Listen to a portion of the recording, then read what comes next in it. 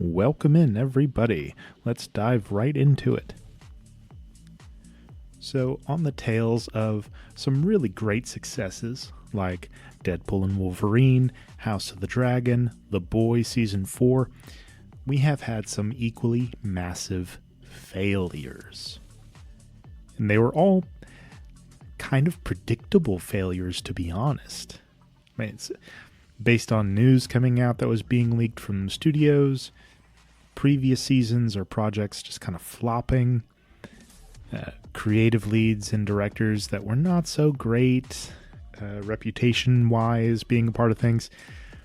We had some pretty heavy indicators that there were going to be a couple of really headline projects that were either going to fail, flop, or go by the way of the dinosaur.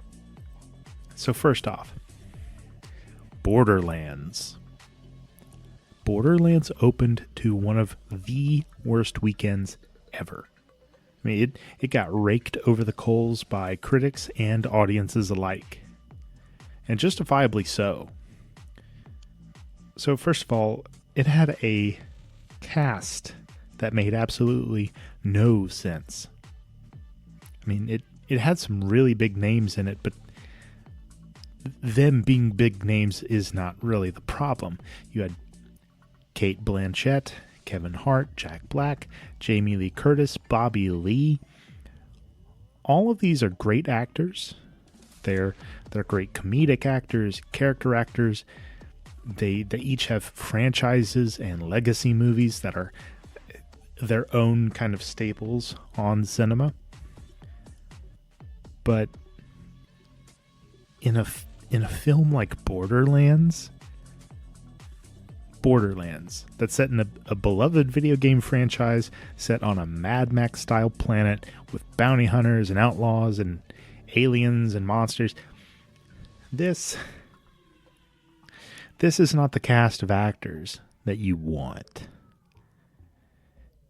And the director of it all, Eli Roth, who has done some pretty good work in the past, he certainly didn't do any favors taking the directions that he did. I mean, people dying off screen. There's hardly any blood in it at all, which is a big problem if you're trying to be true to an incredibly violent source material with the game franchise. So it was a lot of very risky, in my view, very risky choices like that. The choice to not be true to the style of the game. Artistically, they had a lot of the look pretty down pat, but as far as ramping up the violence, the gore, the blood, even the language, like how certain people talked in some regards, it was very alien to what we got with the Borderlands games. And then there were the story choices that got really overshadowed by the choices in cinematography. They decided to change up the origin stories and such for a few of the characters, and even how certain events take place. And for me, the biggest disservices lie with these two things: the cast of characters and the creative changes to the story. And I knew, because of the successes of other movies based on video game franchises like Sonic, Mario, Fallout, The Last of Us, we were going to get more video game movies and shows. And of course, this only increases the possibility of there being duds and stinkers, as well as there being great works of film and television. So for every Avengers, Avengers Endgame, Infinity War, there's going to be an Age of Ultron, which wasn't bad by any stretch of the imagination. It just wasn't as entertaining or captivating. In my opinion, it was a waste of a great comic book villain and a great actor with James Spader. But for every 4 Avengers movies, there's going to be a The Hulk. Okay, but it's going to be a Ed Norton Hulk. It's not going to be a Mark Ruffalo Hulk. Although Mark Ruffalo hasn't had The Hulk movie. I think his first even World War Hulk won't be a standalone Hulk movie. So who knows? Maybe they learned their lesson with their 2 previous Hulk iterations. I don't know.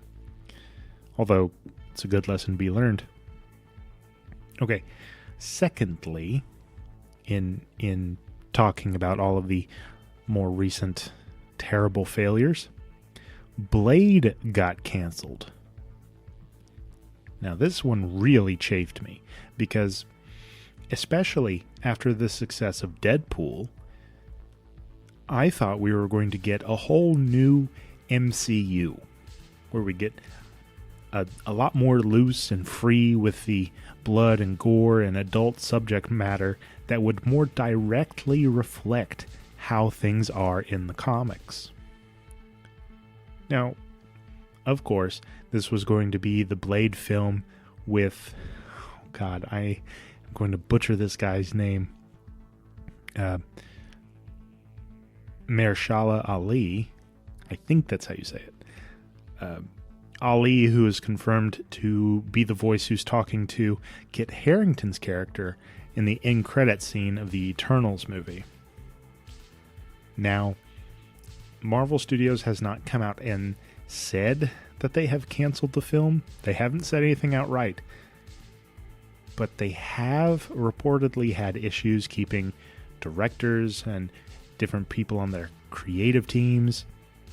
And Bob Iger has not listed the project, the Blade film, alongside the other upcoming movies in 2026. And considering Eternals came out in 2021, it would really be out of left field and not on par with Marvel Studios' playbook.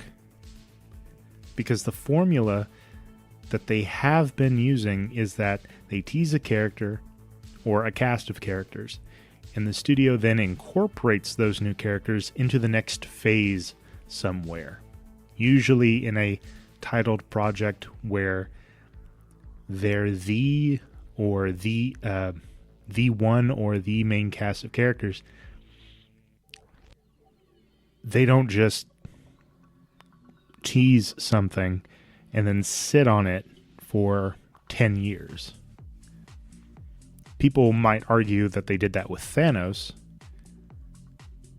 but he was the main villain for 8 or 9 years of the MCU. I mean, it's called the Infinity Saga, right? It is that way because Thanos was the driving antagonist behind all of those films, all those movies, in one way or another. Things happened because of him. So that argument is kind of thrown out the window. Now, with the failure of the Eternals in 2021, and the issues that the Blade project has had thus far, it's really no surprise if Marvel Studios has quietly buried Blade. And to be honest, they may just put it on the shelf, until the MCU hits the same kind of popularity that they had during the Infinity Saga phases. Because it wildly fell off after Avengers Endgame. And this could be the best option for both the film and the MCU, the overall continuity. Because rather than rush out and take a risk on a project and almost assure that it either fails or does not fit very well in the continuity of all of what's going on, I would definitely much rather have them save this film for when they're confident it will be a home run. Because as somebody who grew up watching Blade, there's a precedent set that tons of people loved with Wesley Snipes, who is still able to kill that role, by the way. I thought Blade was trying to tell us something in Deadpool, you know, and of course Deadpool breaks the fourth wall all the time. So when he gives us that wink and a nod, I thought that, you know, maybe this is how the studio is telling us there's only ever going to be one Blade. Now, thirdly, in talking about all the recent big failures out there, Umbrella Academy? The Umbrella Academy, Season 4. It was terrible. I mean, this failed miserably. And this one is really weird to me. I was a big fan of Seasons 1 and 2. Season 3 is where things start to fall off and get really weird. And that's beyond me. It's for almost everybody. It was very odd, the directions that the creative team chose to take. And then Season 4 came out, and it felt really lazily made. It was rushed. The things that they did were poorly justified and really unsatisfying. They technically wrapped up the main story's questions and such, but the showrunners really did everything in a very lackluster fashion that was very unbecoming of what we had in Seasons 1 and 2. So I think Netflix saw the failure of the third season and said, well, we've sunk a whole bunch of money into it. I guess we should finish the show. So, okay, here's $1.5 million. Do it in 6 episodes. And I mean, it was done. It was just really bland and tasteless. Like going back to your favorite restaurant and trying to get that same tender, juicy steak, but this time it's overcooked. It tastes burnt and overdone, and there's no seasoning, no melty, buttery taste, and the potatoes are just all wrong. They made the potatoes with white onion instead of chive. I mean, who does that? Really? Steakhouse potatoes, my goodness. And that's what we got for this series finale. It could have been great if it followed the flow of things from Seasons 1 and 2. I mean, it most certainly would have been. Me and all my friends were really excited about it after the first 2 seasons. Season 3, silence.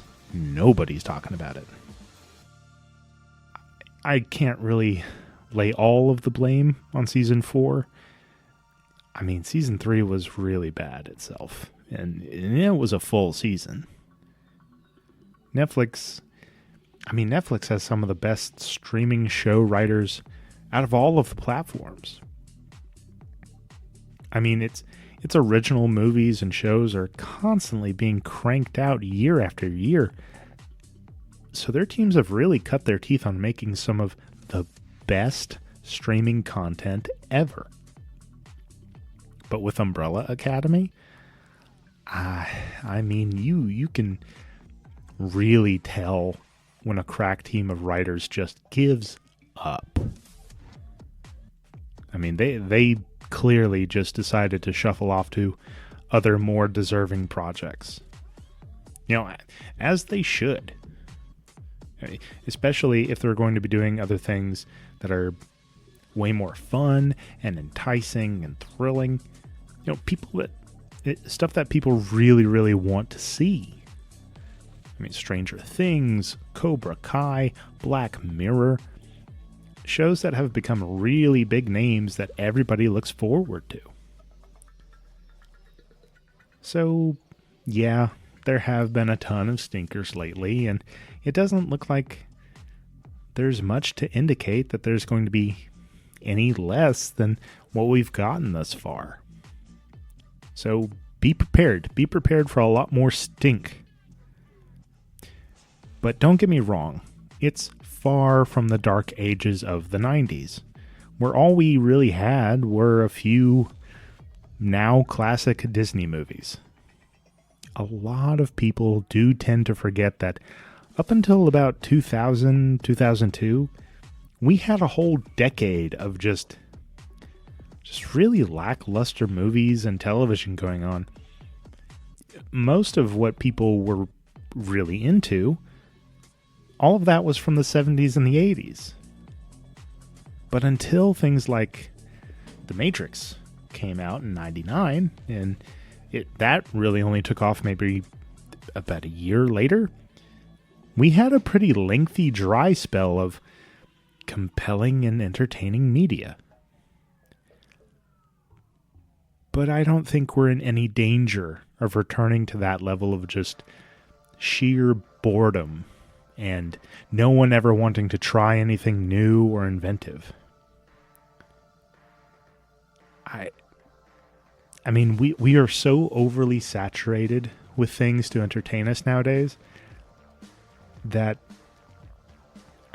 half of what's going on right now could be total dog shit. And we would still have a metric ton of franchises and things to keep us occupied. Don't like any of the video game movies coming out right now? No problem. There are Law and Order style shows in abundance. Don't care for anything Marvel or DC? Let me introduce you to Tiger King and Ren Fair. When projects come out, and we've been really looking forward to them, and they're just lame and disappointing. Okay, let's be real. Let's have that moment of disappointment. And once that moment's over, go off and watch all of Red vs. Blue. Go watch all Critical Role, Hell of a Boss, Kitchen Nightmares. All of it's on YouTube, all of it's free. You will forget all about that disappointment. I promise you. But that is all the time I have for today, guys. Thank you so much for tuning in. Stick around for more Sci-Fi Unchained. But for now, live long and prosper, my friends, and may the Force be with us all.